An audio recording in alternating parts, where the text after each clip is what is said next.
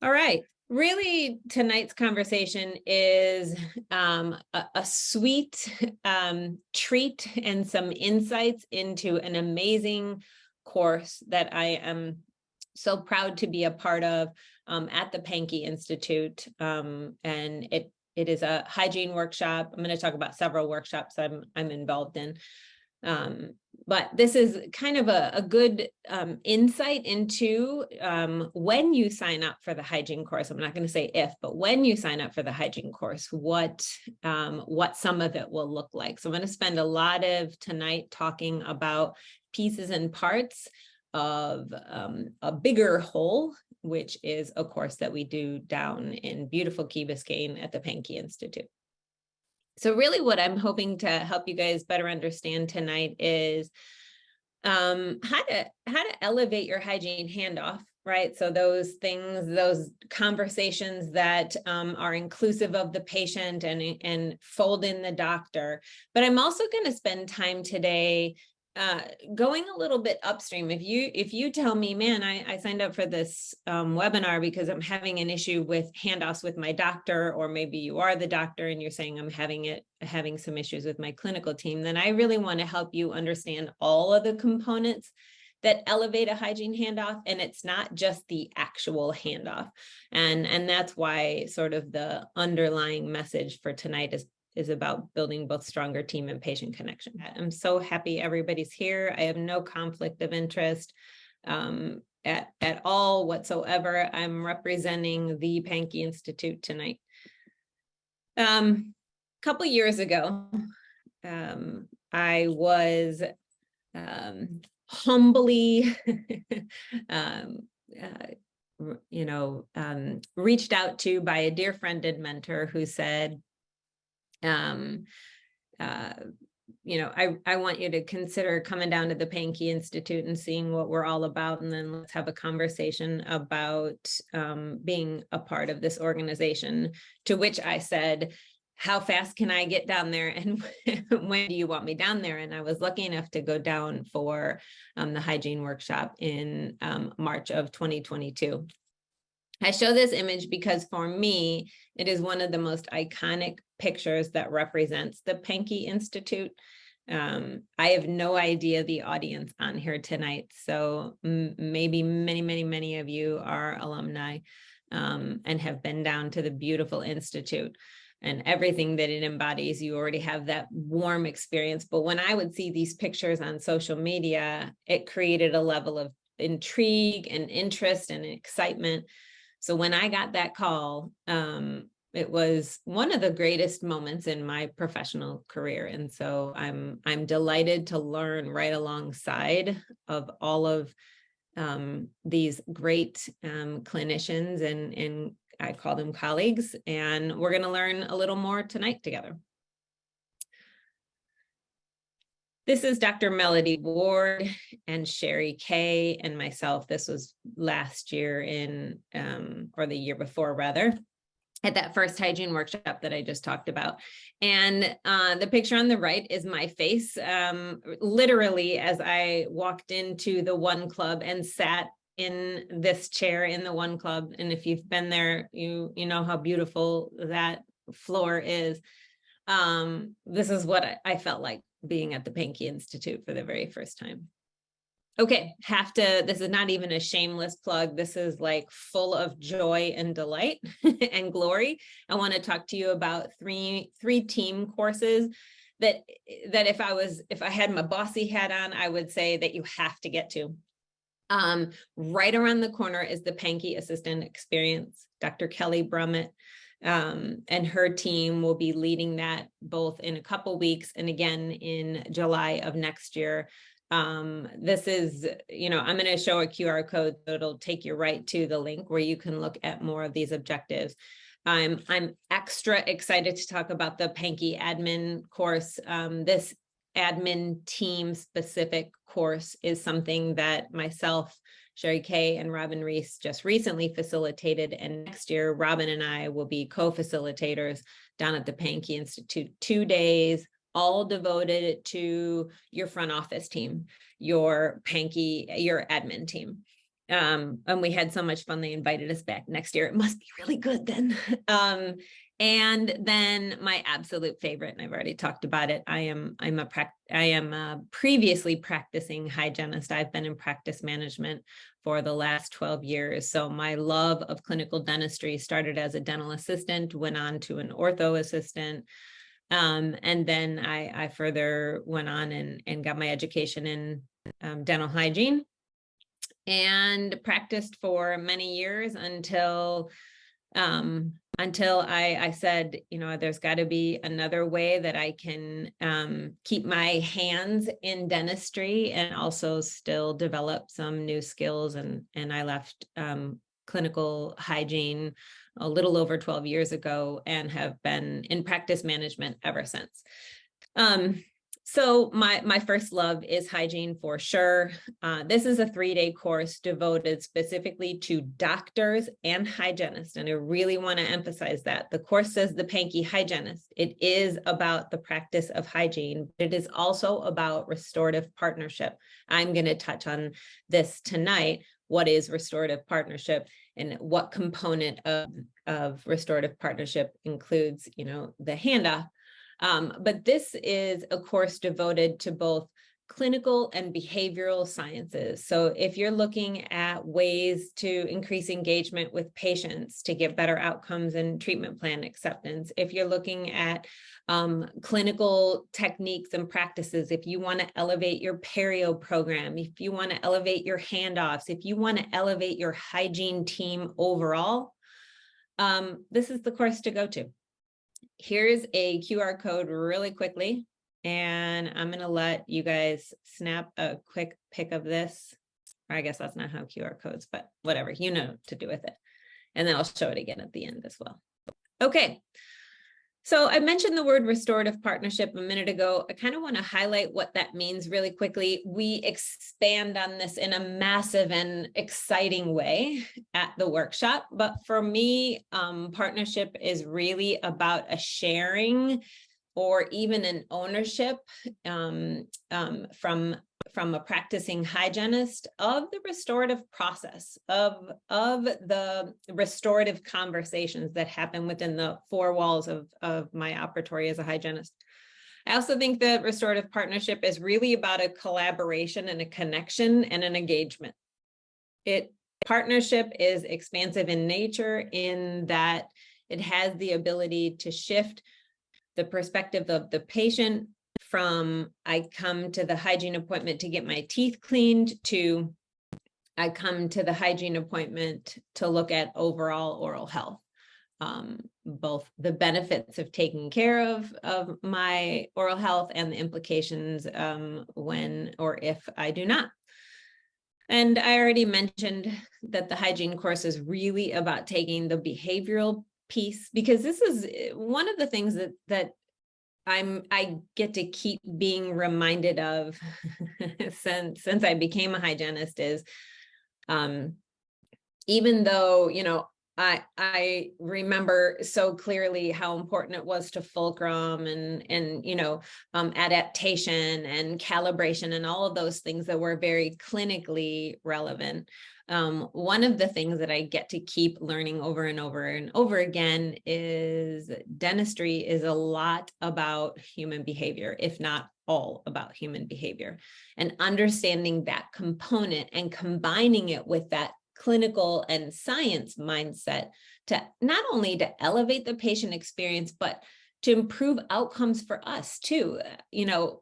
I'm a high driver and I like to win. So for me, sitting in a chair with a patient and learning ways and adapting to new ways that I can engage the patient, that I can connect with the patient, that felt so like, dare I say, it actually felt a little selfish or a little bit self-serving. Like I loved the idea of finding ways of me adapting to ways in which I could engage, connect, serve, and be in service to patients to not only elevate their experience, but also help them get the thing they want. And I'm going to talk more about that as we move along here. I think hygienists have an amazing opportunity to earn their weight in gold in their hygiene department. One is through the clinical component that we know, right? The services that we provide as a hygienist.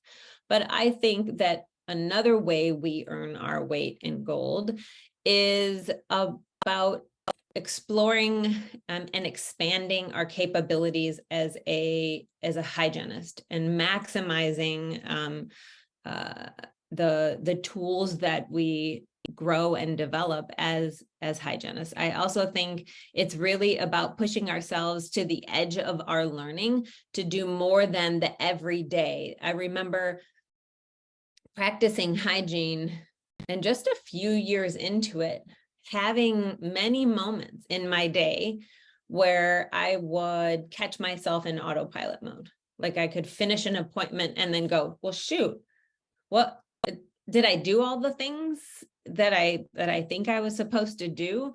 Because it can be very repetitious and very mundane. So what I love about the idea of restorative partnership is it pushes us outside of our typical hygiene mode.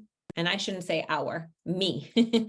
For me, what I loved about restorative partnership is it gave me the opportunity, and I love to do this with teams, to push teams just to the edge of the learning and see what else is possible beyond the scale and polish or biofilm removal that can become really mundane.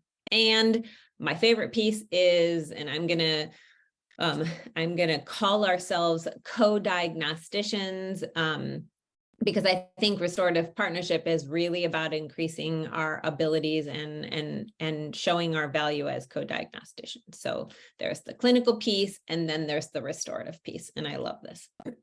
So I'm imagining you signed up for tonight's webinar because you said to yourself, click on this and see what I can learn. And so I have to assume you're coming in with the intention of learning something new. So I want to say two things about that. One, my guess is tonight, I'm probably not going to say anything that you haven't heard at some point previously. Spoiler alert, I just think it's true. Maybe one or two things that you've heard only one or two times, but a lot of the things that I'm going to be talking about tonight, I'm guessing you've tried. I'm guessing you've heard before. I'm guessing you have a journal somewhere where you've noted those things down. And so my challenge for you, if that's the case, if you listen to this 1 hour webinar, you're on it and you're like, okay, I kind of heard this, is like, okay, cool. So maybe choose then one thing tonight that you've heard a couple times that sort of piqued your interest. I think one of the best pieces of advice or pieces of wisdom someone gave me a long time ago, and it was actually about reading. I love reading, but I'm not good at finishing books. I'm good at starting them, and I'm good at getting to a point where I have a revelation about the book and then I put it down and I can't wait to share it with everyone. And sometimes I never pick that book up again. And the words of wisdom that were shared with me is, why can't we think of that learning as being enough? Why does finishing the book have to be, how we think about reading, start to finish? So I take that and I transfer it to learning tonight or learning at a CE anywhere. Take one thing away and do your very best. And I'm going to talk about some tools that will help you with this. Do your very best to stay committed to that one thing. Prioritize it, obsess about it, get excited about it, spend time in team meeting time talking about it, get married to it. Don't just date it. But just one idea, not all of them. Okay, so that's the one piece that I wanted to share. And the other thing that I wanted to share is, if you're thinking, man, I want something to be different in my practice. And I get the opportunity to be a coach with teams all over the country. This slide is in every single one of my slide decks. It doesn't matter who I'm in front of. So if you go see me at another lecture and I don't have this in there, you can call me out. But the reason why it's in every single lecture is for this one reason. Oftentimes we think about, from a behavioral standpoint or from a change standpoint, hey, I want something to be different. And then then the thing that precedes, I want something to be different, is we think, well, I just need to change my actions, right? So one of the simplest examples I think of is working out, right? Like I need to start working out. You tell yourself this over and over again, and then you finally start working out.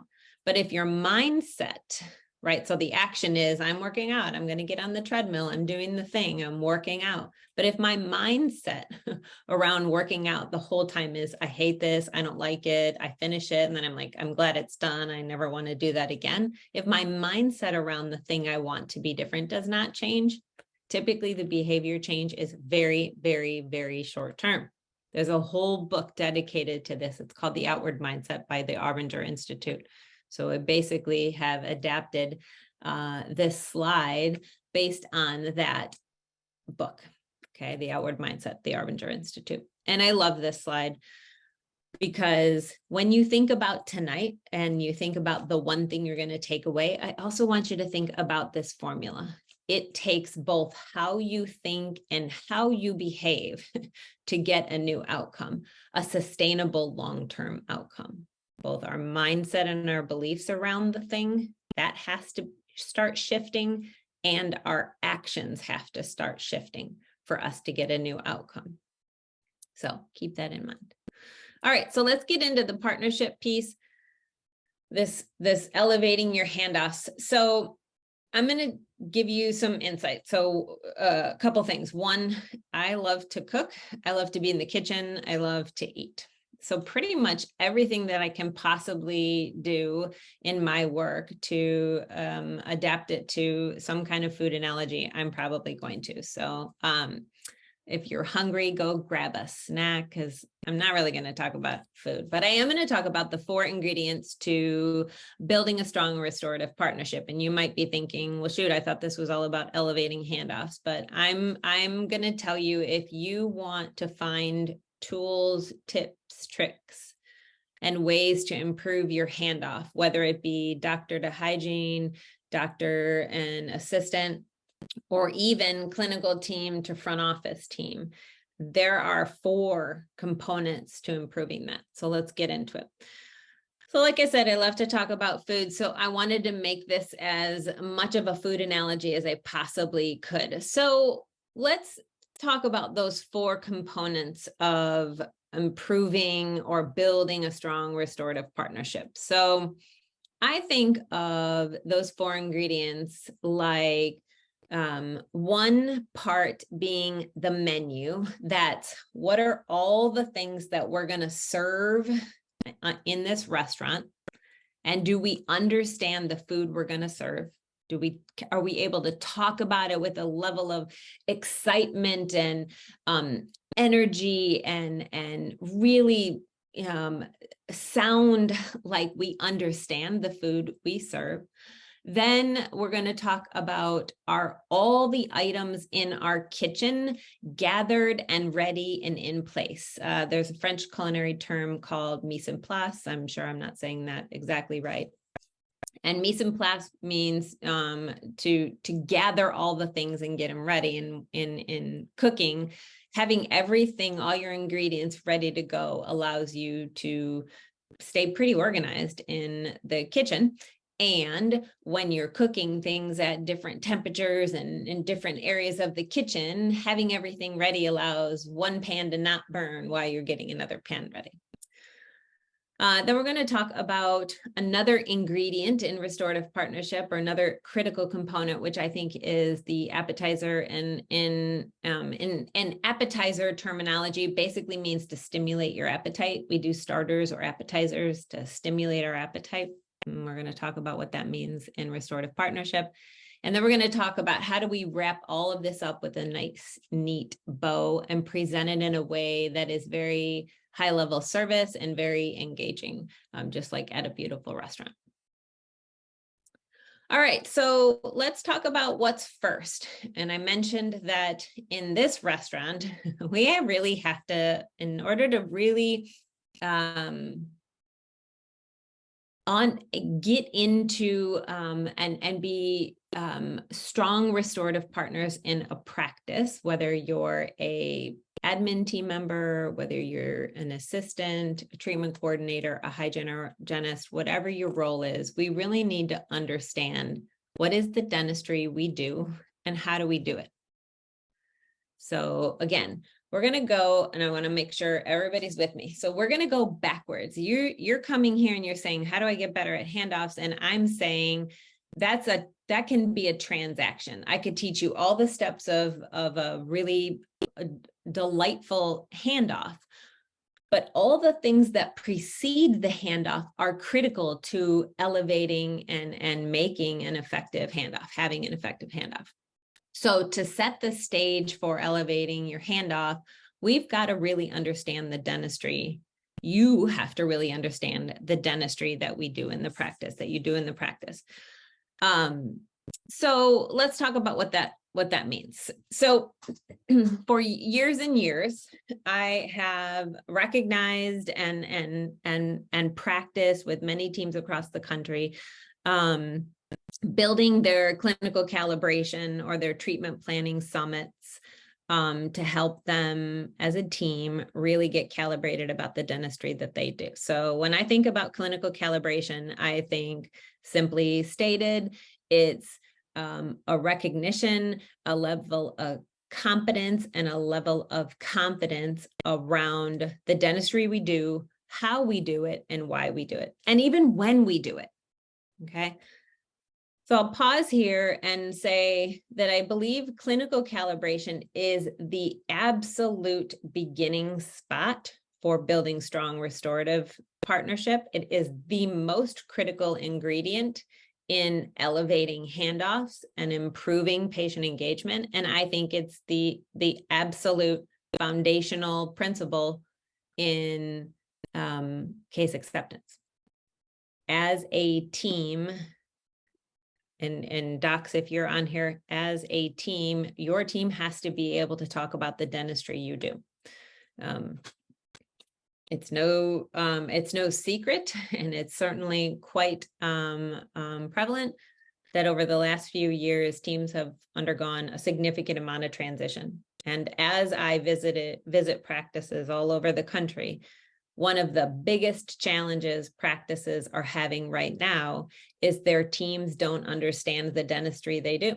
They have hygienists that have been there for 3 to 4 months, or hygienists that have only been there a little under a year, hygienists that came fresh out of school. And we weren't taught restorative dentistry. We were taught hierarchical education and disclosing solutions so patients could see, plaque. We were not taught how to talk about the dentistry that drives about 70% of the performance of the business.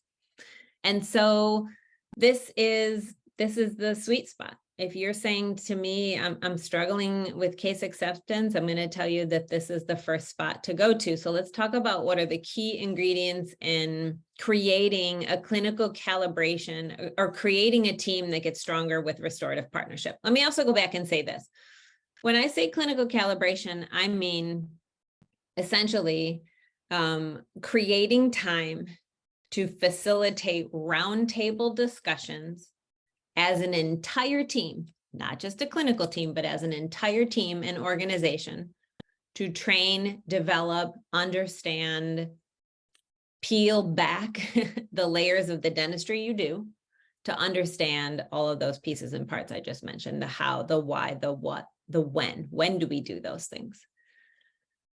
A dear friend and colleague calls these in-house study clubs. I love that idea, an in-house study club, right? You go to study clubs, you go to Panky study clubs to train and develop your skills. As a clinician, we need to have those same types of study clubs within the 4 walls of the dental practice. So here's what I think is critical, and you're going to love this because I think this is also one of this is low-hanging fruit.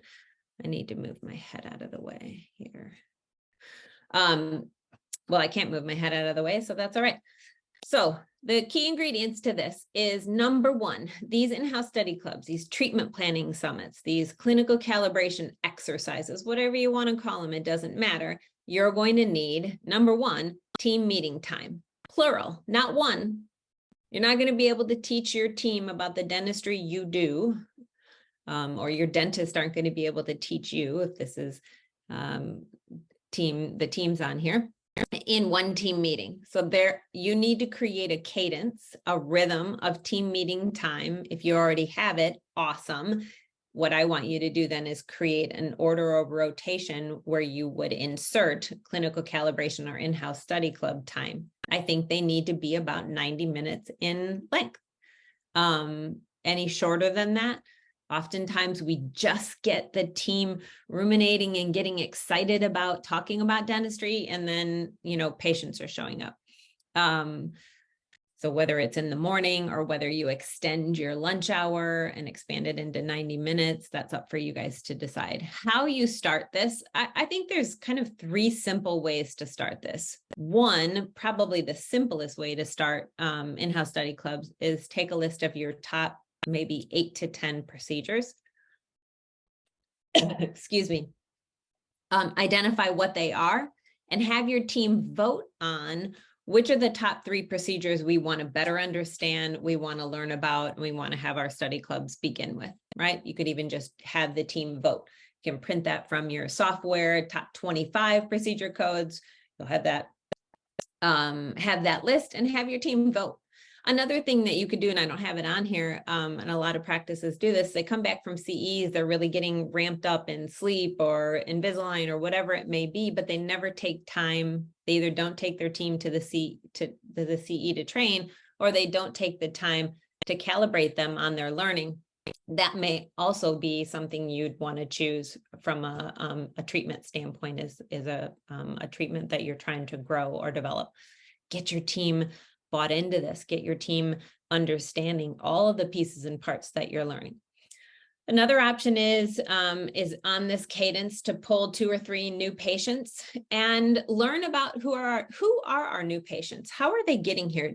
Start from, when we do these calibration exercises, start from the very beginning. How did they hear about us? What was important to them on the phone call? By the way, this is a really great chance for everybody on the team to understand the new patient process.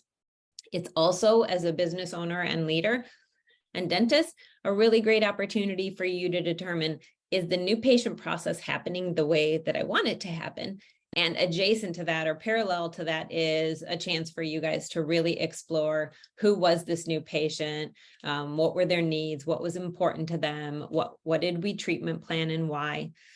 At these treatment planning summits, I like to have everything that we know about a patient. I like to have, the new patient phone slip, if you use one. I like to have the clinical notes. I like to have whatever images or scans, whatever radiographs we took, the whole shebang, models, whatever it is. So we have the wholeness of the patient that we're talking about. And this would be true for any time you're doing a case study. Of course, you can also do existing patients, pick a patient, do a case study. The final piece that I'm going to talk about around clinical calibration is these are interactive. These are not lectures. As I do this with teams, I had a doc tell me that she had created this great keynote.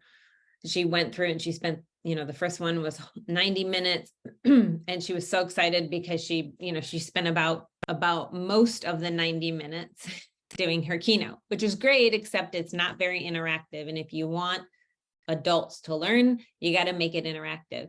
So oftentimes I like to have docs pull up images, pull up scans, go quadrant by quadrant, asking the team, what do you see? What questions would you ask? What's important for you to know? Clinical calibration, the very top of the list of places that I would start when it comes to elevating your handoff. Okay, more food, but it's not about pie, I promise. I'm curious if you jog your memory, if any of y'all remember the ADPI acronym. It was from our hygiene model of care. It's how we developed treatment plans. And I really want to talk about this before I go into ingredient number 2 for partnership. I want to talk about ADPI. It stands for assessment, diagnosis. So first we assess, collect all the data. Then we create a diagnosis. Then we create a plan, treatment plan. then we implement, then we evaluate. This is like in my blood and bones. So when I think about restorative partnership, the next piece, which is about hygiene assessment, is about going back to the basics of ADPI and really determining how do we assess and how do we diagnose in our hygiene standards of care so that we are calibrated and connected and our handoffs are consistent from hygienist to hygienist to hygienist. So ADPI, if you don't remember it, that was a good refresher. Okay, so let's talk about the second component, and this is about gathering information, right? Gathering all of our ingredients and getting everything organized and ready. So mise en place, right? So what is that? That is second piece of this restorative partnership after clinical calibration is establishing agreements around your hygiene assessment. It's establishing clarity and getting really, really clear on what information do we gather in our hygiene assessment. And I'm going to pause for a second and say what I mean when I say hygiene assessment. For a second, I want you guys to think about a hygiene appointment. I need to grab a little water. When I talk fast, I get really excited and then my mouth gets dry. Okay, so I want you to think about your hygiene appointment. Situate yourself, close your eyes, think about your hygiene appointment. And I want you to think about your hygiene appointment. For this example, everybody's going to have 60 minutes, okay? And in your hygiene appointment, I want you to imagine that the appointment is broken down into thirds, okay? The first third of your hygiene appointment, the middle third of your hygiene appointment, and then the final third, okay? When and they're broken down by the first third is your hygiene assessments, all the information we gather from the time we seat our patient to the time that we come up with our hygiene diagnosis, okay? The middle third is our instrumentation, biofilm removal. It's our treatment time, if you will. And the final third, and in a 60-minute appointment, the final 20 minutes would be the handoff, the exam, the handoff, the notes, the room turnaround, reappointment, begin again. And if that doesn't sound like how your model works right now, if the first 20 minutes or so is not spent in hygiene assessment, something to reevaluate then. And if the middle third is not around spent in biofilm removal and instrumentation around 20 minutes, these are healthy patients, by the way, I'm talking about, then that might be something you want to reassess. And if the final 20 minutes, if you don't have that, if you have like 4 minutes, then you probably want to reassess what's happening in the first third and the middle third. But I think all of this, you can be in service to all of this by going into a restorative partnership by really assessing your hygiene assessment. Okay, so this is really about determining what is the standard of care you want in your hygiene department. And does the current way you do it meet the outcomes you want? So one of the ways that we look at this at Upstream is we look at this by identifying some metrics in hygiene. I think I think data helps us a little bit take the emotion out of how we feel about something, how something is going. So when I think about hygiene standards of care, and helping practices elevate the restorative partnership, I know that a hygiene team and an entire team needs to get calibrated on the way we assess patients, whether it's hygiene or whether it's restorative, okay? So what is the information we gather in our hygiene assessment, right? What is critical? When do we do our radiographs, and what is our standard of care on that? When do we collect medical history? How often do we have patients sign, and what is our standard of care on that? When do we do images outside of radiographs? What other images do we capture? When do we do that? And the same with our perio diagnosis and standard of care. And then in general, whether it's dental charting or perio charting, when do we do that and who's responsible for what? Another way that I talk about hygiene assessment is I also say a hygiene exam. People don't love that because they're like, oh, hygienists don't do exams, except we do exams every day, all day. We're pre-examining. So this, what I'm really talking about is the pre-examination. This begins the conversation of restorative partnership. This is where hygienist and patient are understanding from each other what's most important, what's happening in the patient's mouth. This data collection, and as we move into preclinical conversation, that third ingredient, this is where the magic of behavioral and clinical sciences are starting to unite. This is where we're starting to understand the clinical component that we captured in our hygiene assessment, along with the preclinical conversation that tells us what's most important to the patient. And we begin to formulate our conversations around treatment plan based on both of these pieces of information. When I think about where I missed, opportunities as a hygienist, I missed opportunities when I was in autopilot mode at the beginning of my appointment, where I'd seat the patient, where I would put a bib on them because that begins the appointment, where I would check in with them to see if they had any changes with their medical history or if they were having any problems, and then move right into the hygiene assessment. Where I missed the opportunity to engage patients rather than educate them was moving into this autopilot mode of doing the transaction and missing the opportunity for transformational conversations. I think one of the most critical ways to elevate a hygiene handoff is to know what's most important to the patient, and also to be calibrated and consistent in my collection of data, so that regardless of who walks in the room, which doctor or which time the doctor walks into the room, I have the information that as a practice, we need to help our patients make an informed decision. So we've got clinical calibration. Let's learn about the dentistry we do here and why we do it.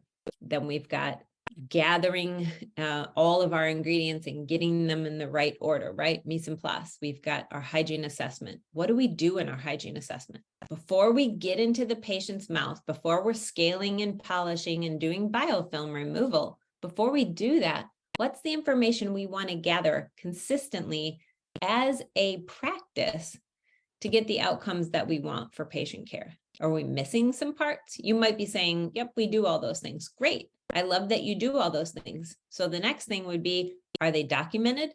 Are these standards documented? I'm a practice management coach. So for me, I love hearing that practices have these things. What I challenge practices to do then is to document and use those documents as a way to train and calibrate and develop a team when we're not getting the outcomes we want, right? I've been doing this long enough to know there aren't earth-shattering coaching and consulting in the universe. I'm about to, spoil everybody's idea of us. There aren't earth-shattering new ways to develop systems and processes and train team. It's basics, right? It's about documentation, development, training, and commitment to a cadence where our team meets often enough to train on the most important elements that happen in this practice. Most of those elements happen around patient care. And so when we talk about the thing and we don't document it, it just goes right out the window. And then people remember things differently. I remember we talked about it this way. I thought she said we're going to do it that way.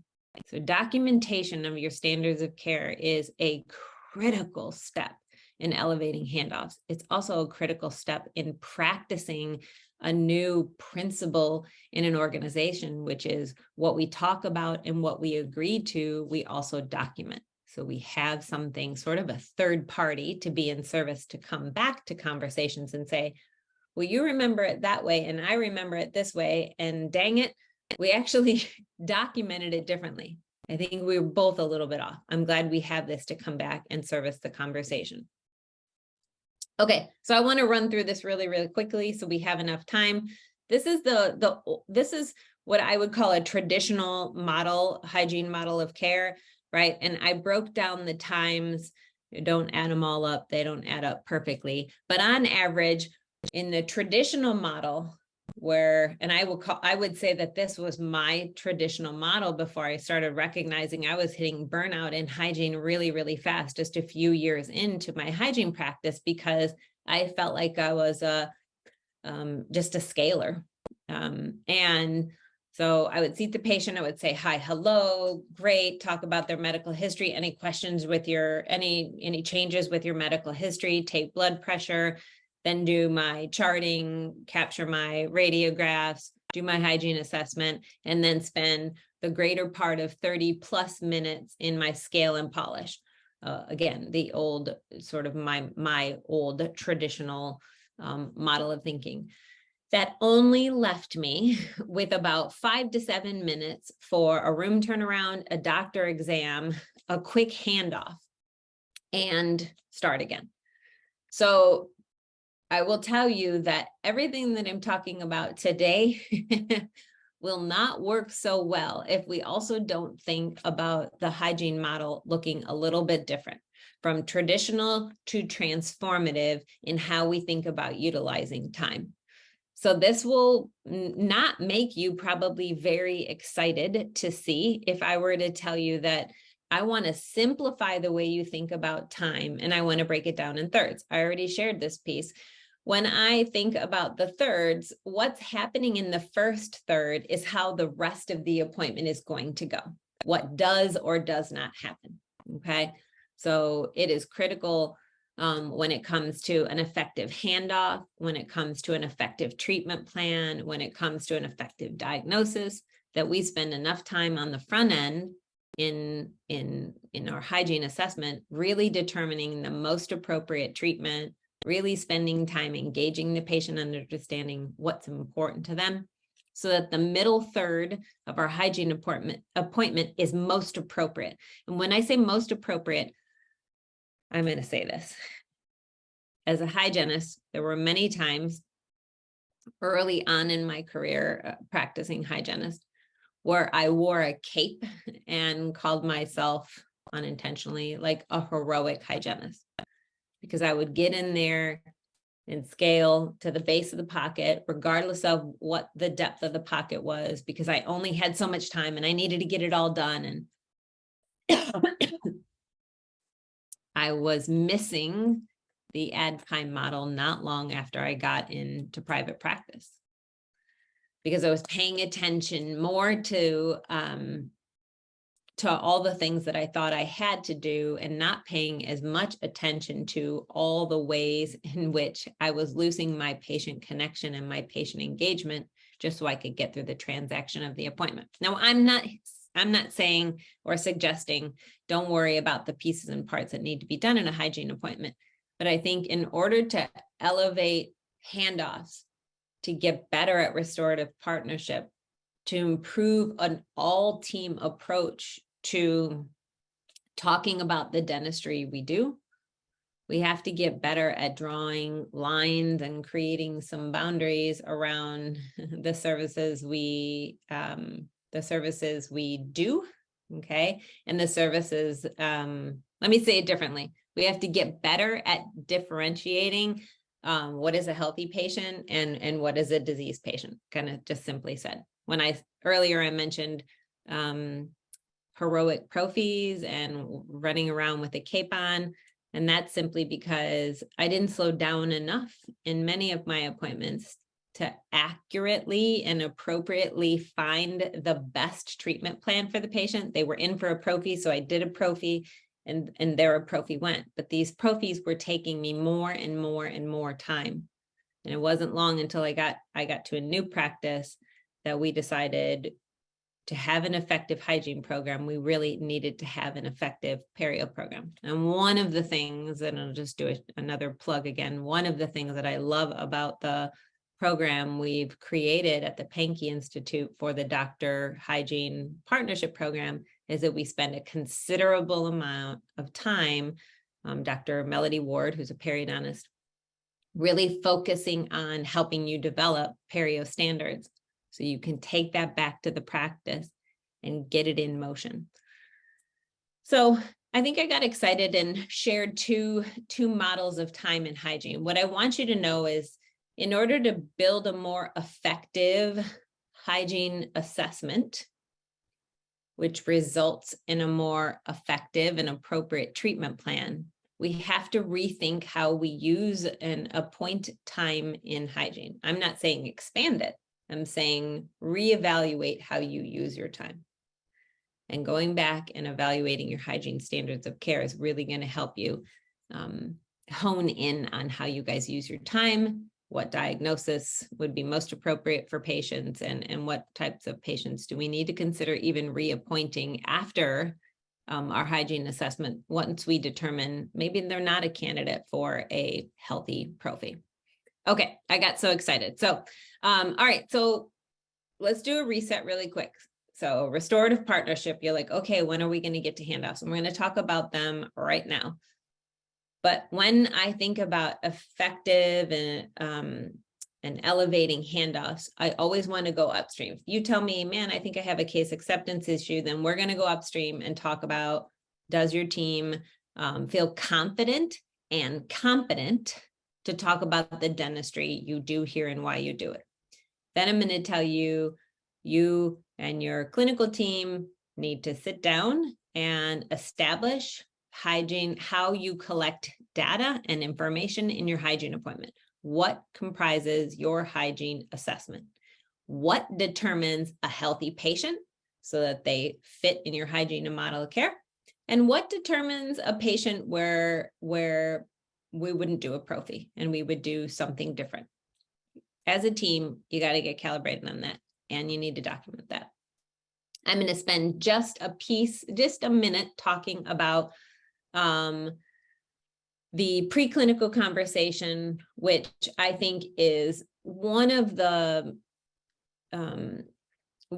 most important pieces to build in restorative partnership. I also think if we don't get our hygiene assessment and our standards of care established, and if we don't get a good set of calibration and in-house study clubs under our belt, having preclinical conversations, which essentially means beginning to sort of preheat the patient in restorative partnership conversations, starting to look together with the patient, not at the patient, not hierarchical, not to the patient, telling them what you see in their mouth, but engaging the patient and connecting with the patient in a preclinical conversation around restorative dentistry. Here's what I know to be true for me and what I've experienced with other hygienists that I have worked with and partnered with is if there is not competence in understanding the restorative dentistry, then there is not confidence in starting these restorative partnership conversations. Dentists that I work with all over the country say to me, my hygienist doesn't set me up. I don't get queued up. You know, when I come in, I kind of have to sell the whole case if I'm just being blunt. And my question is, when is the last time you sat down and talked about what information you gather in your hygiene assessment? Is everybody collecting the information you need to see? If they're missing things and you feel like you're missing things, then we need to sit down and talk about our standards of care. And then when is the last time you sat down with your team consistently in a cadence where you really, educated and engaged your team in a conversation about the dentistry that you do and why you do it? So if you don't feel like your hygienist is queuing you up or your team's not queuing you up, or conversely, team, if you feel like your doctor's coming in and talking about all the dentistry, these first two steps are the best steps. Preclinical conversation comes when there's confidence around the competency of the dentistry we do. Okay. So just going to run through this really quick. What are the key ingredients of preclinical conversation? 1, a calibrated team, a developed hygiene standard of care, and then a decision. So I'm going to just spend 1 minute talking about this. When I was in hygiene school, I received a grade and a score for how I educated my patients. When I was in high school, I received grades based on competency. They would educate me. It was hierarchical. Learn the thing, I learned the thing, and then I was sort of scored and tested on it. And that model of thinking still lives and breathes in many dental offices. The hygienist or the dentist has all the information. We educate the patient when we say it, this is in learning facilities everywhere in dental curriculum. We, educate the patient, except in education or in hierarchical experiences, we lose connection. And when we lose connection, we lose engagement. And even though I want to spend another hour talking about this, I don't have another hour. But what I will tell you is, if you think, man, we got a great standard of care and my team knows how to talk about the dentistry, then we want to look at how do you facilitate a preclinical conversation? And is it hierarchical, or is it parental, or is it more engaging and partnering? One of the ways that I like to, before I move on to handoff, one of the ways that I like to think about beginning a different preclinical conversation is, let me just go back here, is this. Okay, so think about your hygiene assessment. Your hygiene assessment begins with a greeting, right? And it typically moves into two main questions we typically ask. This at least was true for me. One, patient seated, hey, how are you? I do the small talk. Somewhere along the way, also, I was sold a false bill of goods that small talk had to be about things outside of oral health. Patients arrive for an appointment. This is my belief. And I'm curious. I want you to ask yourself what your belief is. Is your belief that the way I engage a patient and partner and connect with a patient is to talk about things outside of their health? And if the answer is yes, then you probably begin with the conversation around, so what's been going on? How are the kids? The challenge with those questions are this. All over, as I visit practices all over the country, they say, I don't have enough time to do all these things.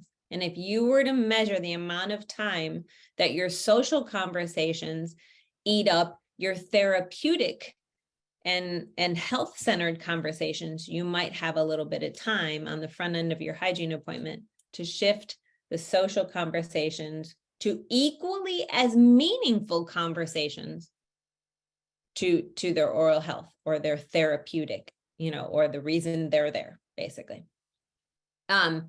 So we typically begin with two questions, right? Any changes with your medical history? Is there anything you want to ask the doctor? Are you having any problems? Whatever, some version of those two questions. Okay. And even though I don't have a ton of time to talk tonight about preclinical conversations and the ways that we create engagement, I will tell you this. Both of those questions require a heavy lift on the clinician. When I say heavy lift, I mean they're closed-ended questions. If a patient answers with no, you either do one of two things. Okay, I'll assume no, and I'll make no changes. Is there anything you want to talk about with the doctor? Nope. Okay, I'll assume no. Closed-ended questions require the question asker to now lift up the conversation and the energy in the conversation and shift it to another topic. If you were to consider shifting your preclinical conversation to just open-ended questions around the two that you already start with, this in and of itself could be a shift in engagement. And those two questions begin with stem sentences that sound something like this. So instead of any changes with your medical history, you might consider the stem sentence, let's talk about your health and your medical history. Tell me about, that's another component. Let's talk about and tell me about. I'm curious to learn about your last doctor's appointment. What's different since the last time I saw you? I also want to talk about medications. Here's what I have. What's different? Okay, so those two stem sentences, and they're more, let's talk about, tell me more, I'd like you to share with me. Then the next one, which is any questions for the doctor, anything, are you having any problems? One, are you having any problems is putting a patient in fight or flight mode. They're in the back of the brain. Anything wrong? Shoot, no, I'm good. Yes, no, right, wrong, good, bad. The more patients are thinking from the back of their brain, the more they sit in this anxious tension of being in the dental office. When we ask open-ended questions, we're more likely to bring the patient to the front of the brain, the prefrontal cortex, where logic and expansive thinking, where connection and emotion happen.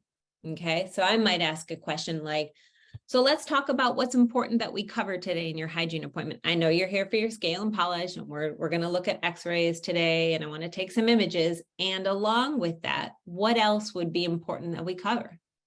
Before Doc comes in, I want you and I to be on the same page. What do we need to make sure we get to? Okay, those are two quick ones, and just we're short on time. I want to get everybody done. Okay, so let's talk about the handoff and clinical closure.